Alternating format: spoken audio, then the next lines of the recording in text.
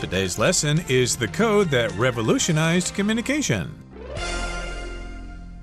Hi, everybody. I'm Roger. And I'm Helen. And today we're going to continue talking about the Morse code.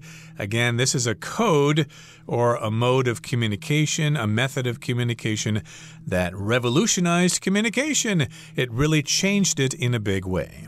Right. It uses electrical pulses, which means that people no longer had to rely on things like smoke signals and drums and carrier or messenger pigeons, which were all at the mercy of Mother Nature. Because if the weather was bad or if there was an earthquake or flooding or something, then the message that a person sent may not make it to the destination. But with Morse code, you didn't have that problem because the messages were conveyed via electrical pulses that went through wires. And we also talked about how this code works. You basically have a series of short pulses and long pulses. They're called dots and dashes.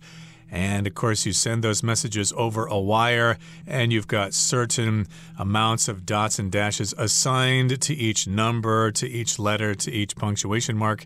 And, of course, the person receiving the message is also familiar with this code, and they can decode your message, and they'll know exactly what you're saying. So let's talk some more about the Morse code in today's lesson. Let's listen to the first part, and then we'll come right back. Morse code quickly spread around the world and became the standard for long-distance communication. People used it to send breaking news, time-sensitive messages, and even distress signals in emergencies.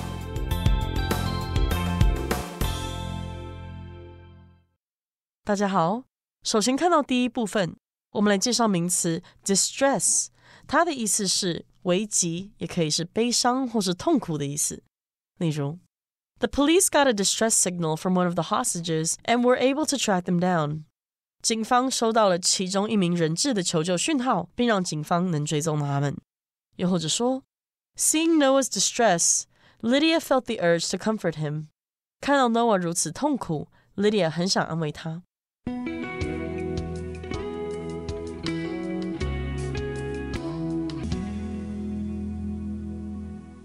Morse code quickly spread around the world and became the standard for long-distance communication. People used it to send breaking news, time-sensitive messages, and even distress signals in emergencies. So people realized that Morse code was really useful, and thus it became very popular. It spread around the world, and many people began to use it for long-distance communication. So long-distance communication, of course, refers to communication that takes place at long distances between two people who are very far from one another. And people also used Morse code to send breaking news. Breaking news is simply news about events that have just occurred. So today we have television that transmits breaking news. We know about wars and what's going on at the other side of the world immediately as the event happens. But back then we didn't have television, we didn't have computers, so the only way to get breaking news was via Morse code. Yeah, indeed. If they wanted to report on the Battle of Gettysburg in 1863, someone in the field needed to send messages via Morse code so that people in New York or Los Angeles would know about this bloody battle that just took place in Pennsylvania. Yes, so Morse code was used to send breaking news and also time-sensitive messages. A message that is time-sensitive is one that needs a response or one that is meaningful or effective within a certain amount of time. So there is kind of like expiration date to it or expiration time. And Morse code was also used to send distress signals in emergencies. Distress here means a situation, for instance, when a ship or an airplane is in danger and needs help. So often when people are in distress or passengers on a plane or pilots are in distress because their plane has crashed, they may send distress signals in the form of smoke or flare guns that they would shoot up in the sky that would make a big explosion so that people could see the light and explosion from far away and realize that this plane is sending the signal signal to ask for help. So that's a distress signal. And here it's saying that Morse code was also often used to send distress signals in emergency situations. Right, and of course, the internationally recognized distress signal using Morse code would be SOS or dot dot dot dash dash dash dot dot dot. That's SOS. That's the only Morse code that I happen to know. And again, this standard was used all over the world for various purposes, like for news, for time-sensitive messages, and for distress signals. Okay, that brings us to the end of the first part of our lesson. It was quite short, so let's move on now to the second part, which is somewhat longer. What's more, once the code system was established, it could be conveyed with anything that could produce dots and dashes, including flashing lights, radio waves, and even blinking one's eyes. In fact, one of the most famous uses of Morse code was by an American prisoner, Jeremiah Denton, during the Vietnam War. In 1966, Denton was forced to do a TV interview by his captors. While he was answering questions, Denton blinked his eyes in Morse code, spelling out the word torture, and thus informing the U.S. military that imprisoned U.S. soldiers were being harmed.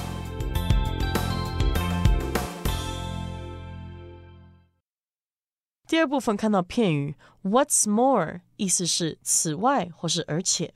例如 Jane always makes candy during Halloween, and what's more, she even makes costumes on her own. 每逢万圣节 Jane 总是会做糖果，除此之外，她还会自己制作服装。或是 Blueberries are tasty, and what's more, they are very nutritious. 蓝莓很美味，而且很营养。接着介绍动词 establish， 它的意思是建立、设立或是创立。例如 Susan established the chess club at her school. Susan 在学校里创立了西洋棋社。再来是 convey 这个单字，它是动词，表示传达、传递或是运输。例如 Tim's facial expression conveyed disbelief. Tim 的表情传达出不相信的样子。或是Derek worked as a bike courier for many years, conveying packages all over the city on his trusty giant racer. Derek 担任单车快递多年，骑着他可靠的捷安特自行车，在整个城市里运送包裹。下一个我们看到 torture， 这个名词指的是拷打、拷问，也可以是折磨或是虐待的意思。举例来说 The prisoner was subjected to several days of torture. 那名犯人经历了几天的严刑拷打。又或者说 This toothache is torture. I think I need to see a dentist as soon as possible.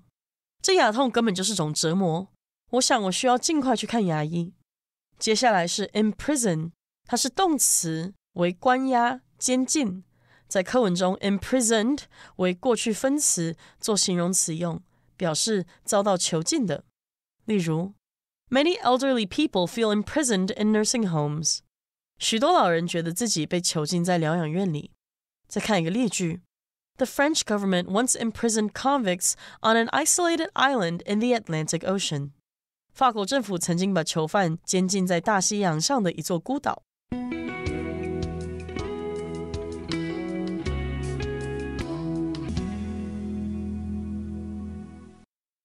So in the last part, we saw that Morse code was used to send breaking news, time-sensitive messages, and distress signals. What's more, once the code system was established, it could be conveyed with anything that could produce dots and dashes, including flashing lights, radio waves, and even blinking one's eyes. So before, we talked about how Morse code used electrical pulses, but here we're saying that we don't really need the electrical pulses because Morse code could be sent in many different ways. Now, this sentence begins with the phrase, what's more? What's more simply means in addition. So you use what's more when you want to add information to what you have just said. And here it says, once the code system was established, it could be conveyed with anything that could produce dots and dashes. When something is established, it means that it is put in use or it is existing. It has come into being. So you can say that a law has been established or regulations have been established. You can even say that a business has been established. It just means that it now exists. Right, it's been accepted by quite a few people. Maybe there were other people thinking of different kinds of codes, but eventually the Morse code became accepted by everybody. So it was established, and then it could be conveyed with anything that could produce dots and dashes, which includes flashing lights, radio waves, and even blinking one's eyes. So if you convey something, that means you just communicate it from one place to another. It could be transporting something as well, like pipes convey water from the reservoir to your home. But in this particular case, we're talking about messages being delivered from one person to another. It just needs to be some sort of form of communication that uses dots and dashes. That could be flashing lights, so you could use your torch or your flashlight to send messages in the mountains, for example, to airplanes flying overhead, for example. Or you could use, again, radio waves using shortwave radio. You could be a ham radio operator sending distress signals on the radio. Or you could even blink your eyes, which means when you close and shut your eyes quickly, and we're going to bring up this example in just a couple of seconds here. It's not usually used that way, but there was one example that we do want to mention. Right. So you say blink when you open and close your eyes really quickly. And we need to blink because otherwise our eyes would get really dry. And when I was a kid, I would play this game, which is called staring contest. And that's when you look into your friend's eye or somebody's eyes, and you're not supposed to blink. And you're supposed to try to not blink for as long as possible. And the first person who blinks is the loser. Right. And of course, this is similar to the word winking, but that just means you close one eye as if you're sending a signal to somebody, like you have a secret with somebody else and you wink your eye at that person. But here you're blinking your eyes, and we've got a famous use of Morse code by using blinking. In fact, one of the most famous uses of Morse code was by an American prisoner, Jeremiah Denton, during the Vietnam War. Okay, this is an American soldier who was captured by the Viet Cong, and he was a prisoner of war. And he appeared on TV one time, and I guess he used Morse code to send a message. But, if he tried to use Morse code to send a message, wouldn't his captors have noticed and punished him for that? Well, that's a good question. But it says here in 1966, Denton was forced to do a TV interview by his captors. So a captor is someone who keeps another person prisoner. And the captor isn't always a good person. You wouldn't call a policeman a captor. It's usually somebody who's bad. It could be a kidnapper or your enemy who's your captor. And Denton was forced to do a TV interview by his captors, by the people who were keeping him prisoner. While he was answering questions on TV, Denton blinked his eyes in Morse code, spelling out the word torture, and thus informing the U.S. military that imprisoned U.S. soldiers were being harmed. So I imagine that Denton was blinking fast and slow. So fast would be dots and slow would be the dashes. And using his eyes, blinking, he conveyed the word torture. So torture is the noun form of the verb to torture. So it's the same word for a noun and a verb. But when it's a verb, to torture means to put somebody through severe physical or mental pain. To torture also means to hurt somebody in order to force that person to give you information. So soldiers may torture an enemy soldier if they want to find out information from that person. Right. So, of course, torture does refer to when somebody in a war is causing pain to get information from somebody. Tell us the information about your troop movements, or we'll pull out your fingernails or something like that. That would be a form of torture. But you could also use the word torture to talk about a situation that is difficult.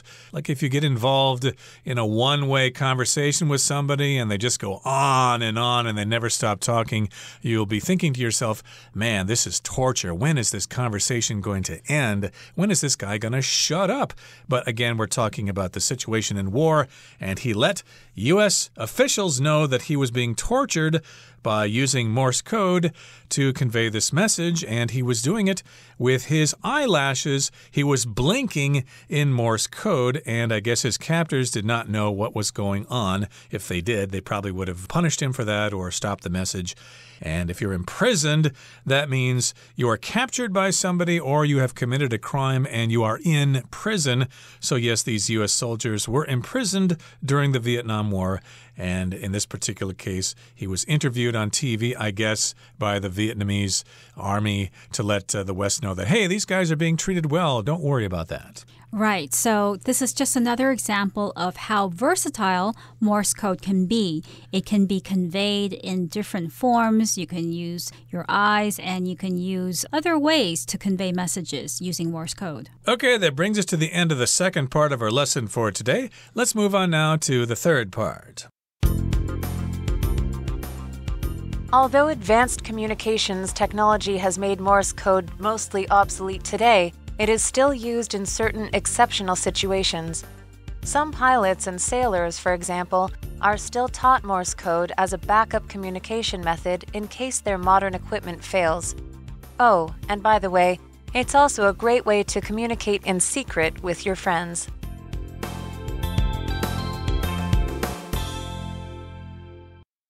第三部分介绍形容词 obsolete， 表示过时的、废弃的或是淘汰的。例如 George feels that his laptop is obsolete now, so he intends to buy a new one. George 觉得自己的笔电现在已经过时了，所以他打算买一台新的。最后一个例子 The computer workshop was full of old and obsolete parts. 这个电脑维修站充斥着老旧、作废的零件。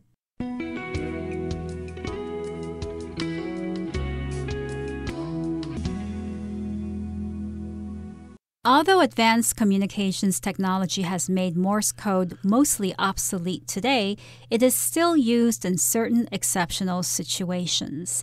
So basically, with the technological developments that we have today, with computers and with instant messaging, social media, it's very understandable that Morse code has become obsolete. So when something is obsolete, it no longer is useful because something more advanced has come along. And in this case, it's mainly computers. So why would anybody want to send Morse code or send a message via Morse code anymore? Exactly, because Morse code is considered obsolete, which means it is outdated. It's no longer used because we have newer technology.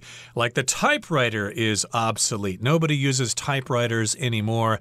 Maybe 30 or 40 years ago, you still saw people using them, but nowadays you almost never see them being used by people because we've got our smartphones and we can send text messages and things like that. And yes, Morse code is mostly obsolete, but you can still use it in exceptional situations, in very unusual or unique situations. For example, some pilots and sailors are still taught Morse code as a backup communication method in case their modern equipment fails. So yes, we've got pilots who fly airplanes, and we've got sailors who work on ships, and they still need to learn Morse code because it's going to be a form of backup communication. Backup just means something is supporting something else in case the original thing breaks down. For example, nowadays, computer memory is very unstable, and therefore you need to back up your files. You need to have a backup source of information. Lots of people store things on the cloud or using external hard drives. That would be backup storage. Right, so communication methods might fail, and in such cases, you need a backup. So here we have the phrase in case their modern equipment fails. In case means in the case of, in the event that something happens. So I can say, you should bring in an umbrella in case it rains, in the event that it rains. Here, the sentence refers to modern equipment, in case modern equipment fails. So the word equipment means the tools or machines that you need to do a particular job or activity. For instance, if you want to fix something at home, you want to fix your washing machine, then you need the right equipment to do so. You might need a drill or a hammer. You wouldn't be able to do it with your bare hands, so you would need equipment to do something like that. Or you might have equipment in the office, your fax machine, your computers, your router, all that stuff would be office equipment. And the only thing I wanted to say about this word is that a lot of times people treat this as a countable noun. Hey, we got a lot of equipments in our office. No, don't say that. Equipment is a non-count noun. For example, if you want to play ice hockey, you need to buy the appropriate equipment. You need to buy pads, skates, etc., etc. And it's a great way to communicate in secret with your friends. Again, you and your friends need to know Morse code, and you can send messages to each other in whichever way you can think of, like blinking your eyes or flashing lights at each other or whatever. Okay, that brings us to the end of our discussion. Here comes Hanny.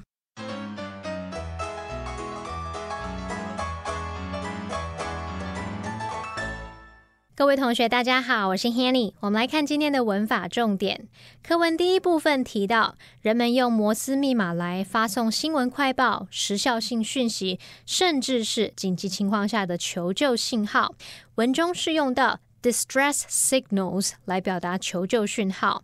那 distress 可以当名词或动词来表达遇险、危急或者是有悲伤痛苦的意思。那我们来学它的字首字根。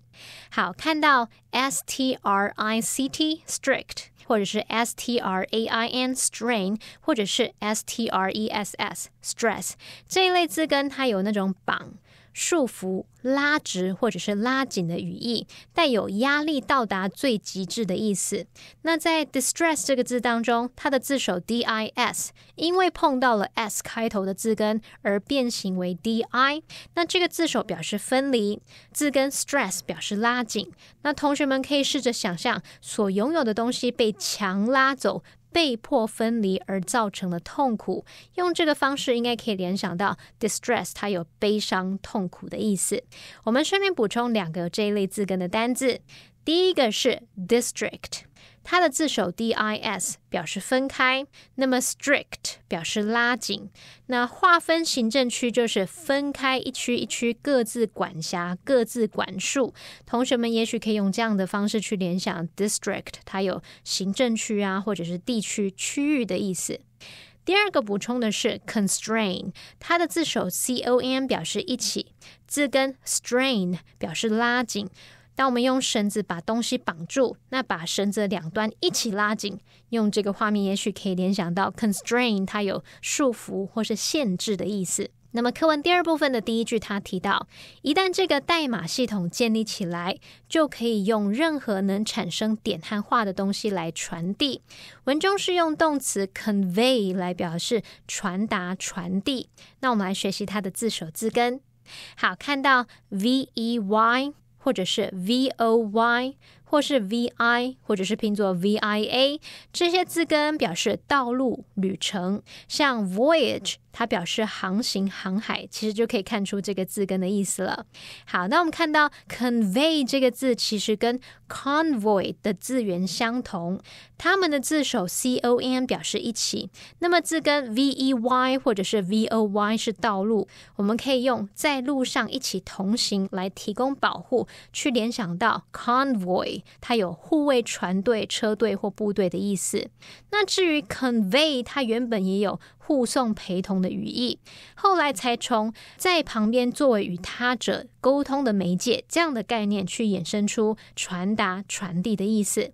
好，那顺便补充一个有相同字根的单字是 envoy， envoy， 它的字首 en 表示 on， 在什么之上，那么字根 voy 表示道路。从字首字根表面意思来看是在道路上，在旅途中。那同学们可以试着联想，被派遣到他国的使节经常往来奔波，常常是在路上嘛。好，那所以 envoy 去联想到他说有特使、使节或是外交使节的意思。好，那以上今天重点整理，我们回顾今天单字吧。 Distress. Financial distress can be a major source of anxiety. Establish. To maintain a healthy work-life balance, It's essential to establish clear boundaries between one's professional and personal life. Convey. Brandy worried that she would be unable to convey her true feelings to Philip. Blink. Dwight didn't even have time to blink before the magician made the coin disappear. Torture. While the detective was determined to learn the truth, he refused to use torture to force the suspect to talk. Exceptional. The hikers suddenly found themselves in great danger due to the exceptional weather conditions. Equipment. Dr. Smith quickly grabbed her medical equipment and rushed to the scene of the accident.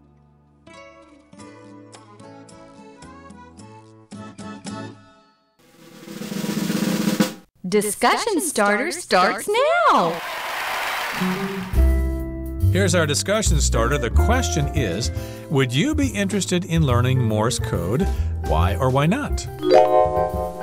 No, I wouldn't be interested in learning Morse code since Morse code has become obsolete. It's no longer widely used, and I'm not really interested in learning Morse code because of that. Well, I'd like to learn Morse code because it might be fun to try to communicate with people using blinking lights. For example, if you're sailing out on the ocean blue and you're trying to send a message to somebody on shore, yeah, you could use the radio, but it might be fun to actually use blinking lights to send a message and see what they say in response. Well, that brings us to the end of another edition of our program, and please make sure you join us again next time. From all of us here, I am Roger. I'm Helen. See you next time.